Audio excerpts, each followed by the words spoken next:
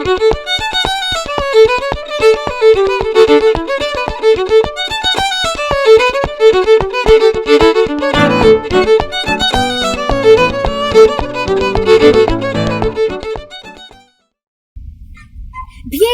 au lac La Truite.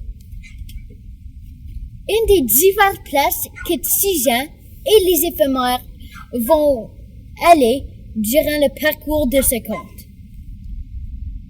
Tijan et les éphémères. Oh, pauvre Tijan, le petit bonhomme le plus affamé de toute la ville. Quelques mois ont passé avant son spectacle avec les grenouilles.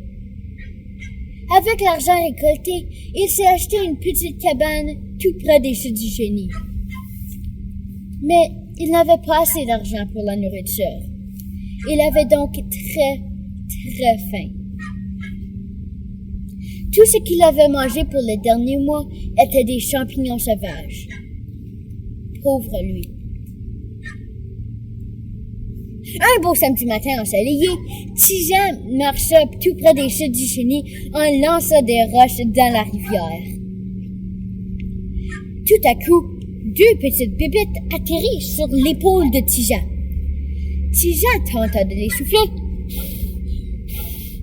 mais il cessa, car il réalisa que ces deux petites bébites, qui étaient des éphémères, étaient en train de parler.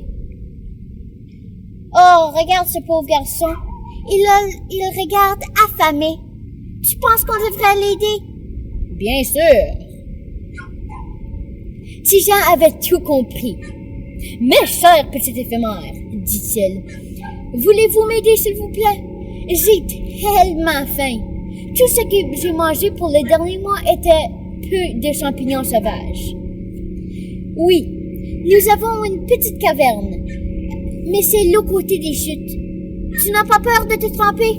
Non, pas du tout, dit Tijan en plongeant dans les chutes.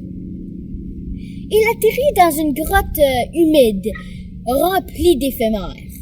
Là, remplie. En haut, en bas, à gauche, à droite. Il y en avait partout.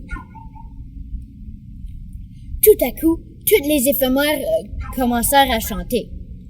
Nous sommes les petites éphémères, nous sommes francophones et fiers. Pêcher et récolter des choses sucrées, nous sommes là pour t'aider. T'aider! Mes chers petites éphémères, dit Francis avec un gros... Francis? Ah oui, ça c'est le milieu-nom de Tijan. Dit Tijan avec un gros sourire.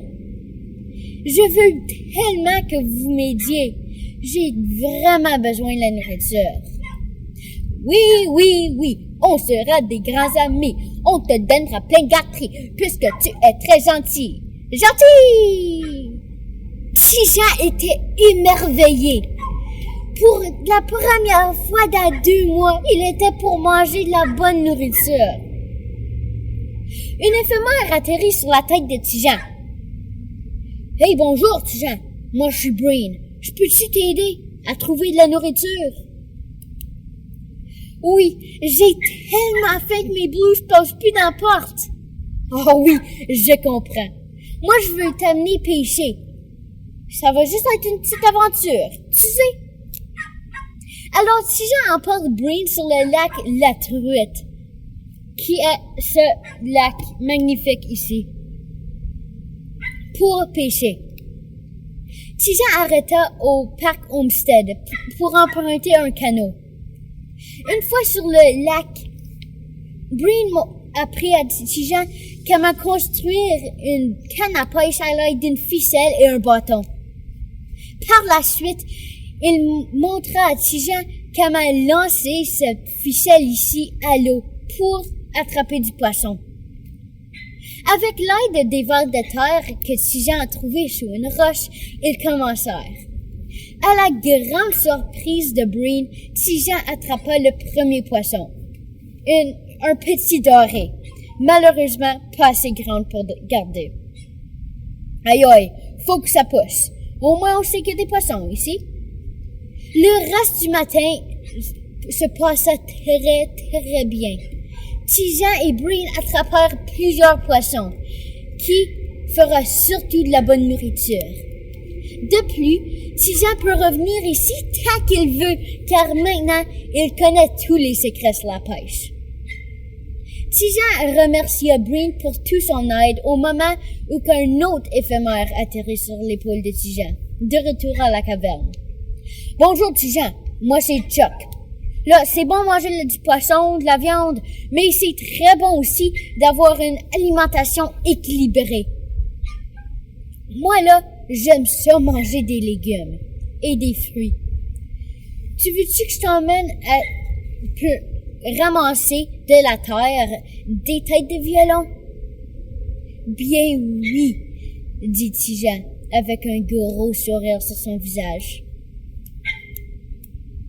Tijan emporte Breen ou Chuck, on a changé de personnage, au Creek Chippewa pour cueillir ses têtes de violon. Tijan demanda à Chuck, « Hey Chuck, comment ça ressemble des têtes de violon? Comme des queues de castor? » Non, pas exactement. Sont plus vertes, moins sucrées, mais sont délicieuses rôties sur le feu.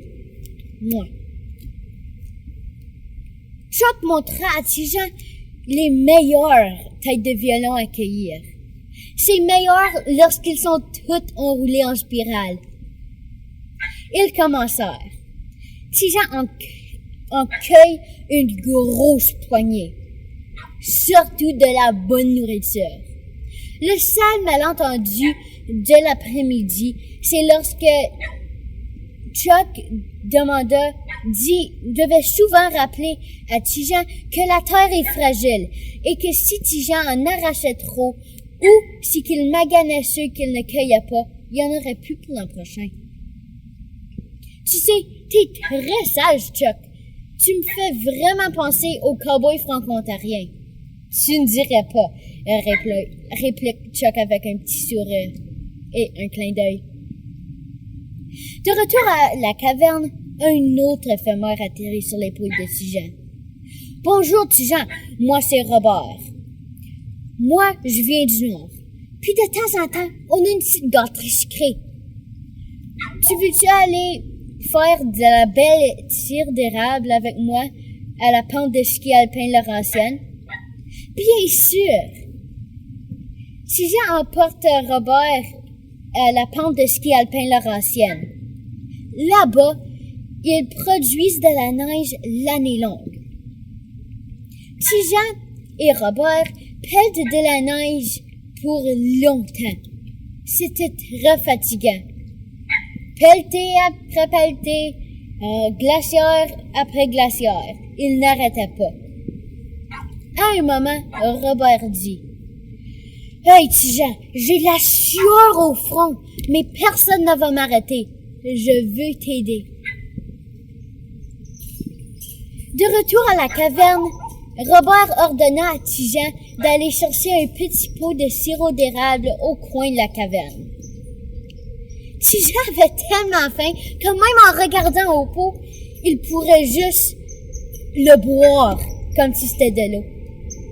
Mais il refusa. Il versa ce sirop d'érable sur la neige, prit un bâton de sa poche et commença à rouler le sirop durci, puis le metta dans sa bouche. Oh, quel délice! Ce soir-là, Tijan invita tous les éphémères de se rendre à sa petite cabane pour un festin de truites, de têtes de violon et surtout de belles tires dorées. Tijan mange à sa faim. À environ minuit, il s'endorma à la lueur de la lune, la bedaine pleine. Une grosse journée. Alors, si vous marchez dans les rues et un éphémère atterrit sur votre épaule, au lieu de le souffler, pensez à la belle francophonie qui vit en Ontario et surtout au cœur de North Bay.